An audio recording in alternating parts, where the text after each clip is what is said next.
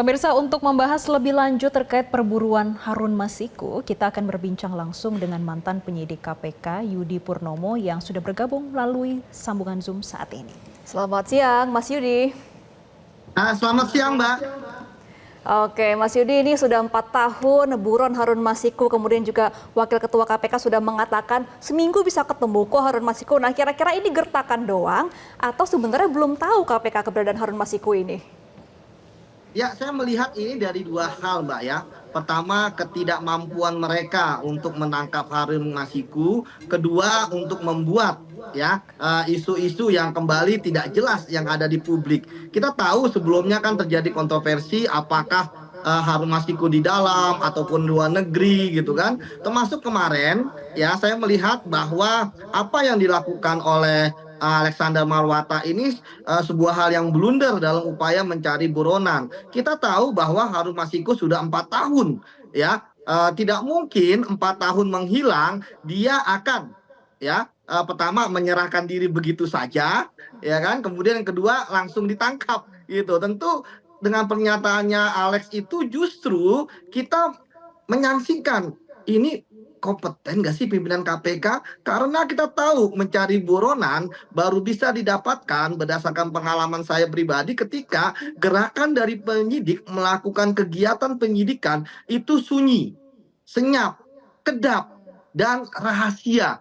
Sehingga ketika kemudian disampaikan titik lokasinya sudah ketemu dan seminggu akan ditangkap gitu kan, saya langsung kaget gitu kan, kok beraninya langsung mengatakan seperti itu. Mbak, kalau misalnya tahu penyidik hari ini ada posisinya Harun Masiku, baik itu tempatnya ataupun sudah ada penyidik yang on ya, artinya sudah melihat dengan pasti bahwa itu adalah Harun Masiku. Karena kan 4 tahun tidak pernah terlihat jejaknya, tidak pernah terlihat penampakannya. Nah, pada detik itu juga maka penyidik akan langsung bergerak ya untuk kemudian menangkap Harun Masiku dimanapun dia berada. Kalau seperti ini kan kita lihat malah kemudian pernyataannya sendiri ya itu diralat. Ini semakin membuat masyarakat bertanya-tanya apakah KPK pimpinan periode ini mampu atau tidak menangkap Harun Masiku. Padahal ya kita tahu bahwa beban terkait dengan Harun Masiku ada di pimpinan saat ini. Ya, padahal kita tahu pimpinan berikutnya bisa jadi mereka punya visi misi dan target tersendiri terhadap pemberantasan korupsi. Jadi sekali lagi menurut saya apa yang dilakukan Pak Alex ini sangat kontraproduktif dalam upaya penyidik ya untuk mencari buronan korupsi paling legenda itu. Seperti itu, Mbak. Baik, Mas Yudi, artinya sekarang masyarakat jadi bertanya ya, sebetulnya kompeten apa enggak sih pimpinan yang saat ini? Seharusnya Mas Yudi sebagai pimpinan seperti apa sih sikapnya dalam menghadapi, apalagi sudah 4 tahun nih, genap, nggak ketangkep juga? Ya, pertama tenang, jangan terlalu banyak mengumbar ke publik. Kita tahu bahwa Harun Masiku ya diduga dia ada yang membiayai, dikira dia ada yang kita kira dia ada yang menyembunyikan. Karena apa, Mbak? Dia sudah 4 tahun loh. Berarti harus ada orang yang membiayai. Dan kalau kita bicara masalah 4 tahun melarikan diri, entah sampai kapan, ya, maka yang terjadi adalah biaya dia untuk menyuap ya terhadap komisioner KPU tersebut ya itu lebih banyak biaya untuk melarikan diri seperti itu. Dan kita tahu juga bahwa ternyata Wahyu Setiawan komisioner KPU saat itu yang menerima suap ternyata dia sudah bebas bersyarat. Artinya hukumannya kan seharusnya lebih berat dari Harun Masiku. Andai kan dulu Harun Masiku tidak buron atau kemudian menyerahkan diri, bisa jadi dia sudah bebas. Artinya bahwa saya melihat ada ketidakpercayaan pimpinan KPK kepada penyidik KPK ya untuk mengerjakan tugasnya. Padahal saat ini kita tahu bagaimana penyidik KPK di bawah AKBP Rosa Purwobekti sudah melakukan tindakan-tindakan yang belum pernah dilakukan ketika Firly masih menjadi ketua. Kita tahu mereka sudah melakukan penggeledahan, memeriksa saksi-saksi, ya termasuk kemarin memeriksa saksi kemudian melakukan penyitaan terhadap ponselnya karena diduga ya ada informasi terkait dengan Harun Masiku seperti itu. Jadi saya pikir ini akan sangat saya katakan aneh. Dulu waktu saya di KPK, pimpinan KPK mensupport kami dulu dipanggil ke ruangan pimpinan. kemudian sampaikan ini ada buronan A, B, C, D. Mana yang buronannya merupakan buronan Anda? Tolong segera. Nah, kami pun menyampaikan bahwa ya kami akan menangkap, tapi mohon supaya pimpinan juga tidak umbar-umbar di media. Dan benar kan, ketika kami berhasil menangkap, pimpinan juga diam saja. Ketika kami berhasil menangkap, kemudian barulah pimpinan menyampaikan kepada publik, jangan sebelumnya. Seperti itu, Mbak. Jadi kalau sebelumnya malah justru Harun Masiku mendapatkan keuntungan dari sini gitu kan, atau bahasanya Harun Masiku menang banyak gitu kan, karena tanpa perlu dia kerja keras dia bisa mendapatkan informasi dari pemberitaan yang dilakukan oleh pimpinan KPK. Oke, nah Mas Yudi kan memang setelah ini akhirnya Pak Alex ini kan merevisi pernyataannya bilangnya bahwa tidak mengetahui titik keberadaan Harun Masiku. Nah berarti kan ada ketidaksinkronan antara penyidik dan juga wakil ketua begitu ya untuk urusan lapor-melapor soal keberadaan Harun Masiku. Nah kira-kira dari pandangan Mas Yudi nih, dari internal KPK di era sekarang ini apakah memang tidak kompak nih komunikasinya? Ya kita bisa melihat Mbak ya dari awal pimpinan ini berlima tersebut ya bagaimana terjadi ketidakkompakan di internal, bahkan Kasatgas penyidikannya Harun Masiku saat ini yaitu Rosa pernah dipulangkan padahal dialah yang disekap ya ketika dia di PT IKA misalnya. Kemudian yang kedua bagaimana kasus TWK, kemudian kasus-kasus etik ya, kemudian pungli, dan yang terakhir juga terkait dengan Firly ini jadi tersangka. Termasuk kita tahu bahwa Firly juga pernah memulangkan Endar gitu ya, Brigjen Endar ya, Direktur Penyelidikan. Artinya bahwa memang di KPK saya melihat saat ini tidak terjadi kekompakan, tidak terjadi rasa saling percaya, yang ada adalah semuanya sendiri-sendiri gitu. Padahal idealnya ya penyidik itu kan bertugas atas nama pimpinan KPK. Ya, kemudian pimpinan KPK mengetahui bahwa tugas dari penyidik ini kan berat ya, jangan diganggu-ganggu dengan seperti ini. Kita tahu bahwa saya orang yang pengalaman dalam menangkap buronan Mbak ya. Teknik yang dilakukan oleh Rosa ini saya lihat kan dia bagaimana teknik untuk memakan bubur gitu ya. Jadi bagian pinggirnya dulu dia menelusuri dari penerima suap. Setelah penerima suap dia menelusuri circle-nya.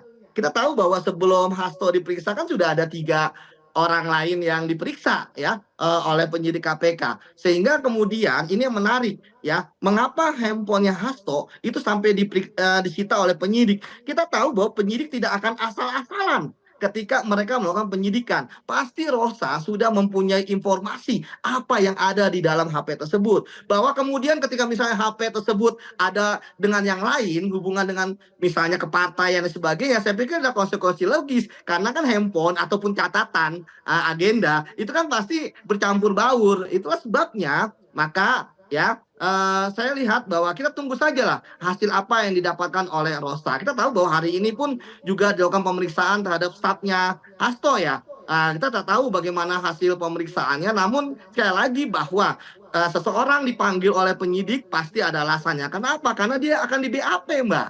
Ya kan, dia akan diberikan keterangan, pasti ada pertanyaan yang akan disampaikan oleh penyidik dan ada hubungannya dengan 2 hal. Ya, pertama pokok perkaranya ya terkait dengan suap komisioner. Kemudian yang kedua terkait juga dengan pelarian dari Harun Masiku. Kemudian selanjutnya kita akan melihat ya, semoga nggak ada lagi drama-drama, dan saya yakin ya Rosa ini kan dia berpengalaman lah dalam menangkap banyak buronan ya.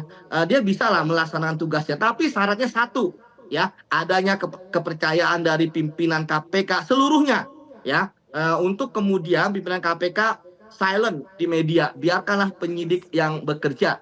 Dan kalau misalnya ada yang mencoba mengganggu penyidik, disitulah peran pimpinan KPK untuk membela penyidiknya ya, bukan untuk mengumbar-ngumbar apa yang sudah dilakukan oleh penyidiknya. Seperti itu, Mbak.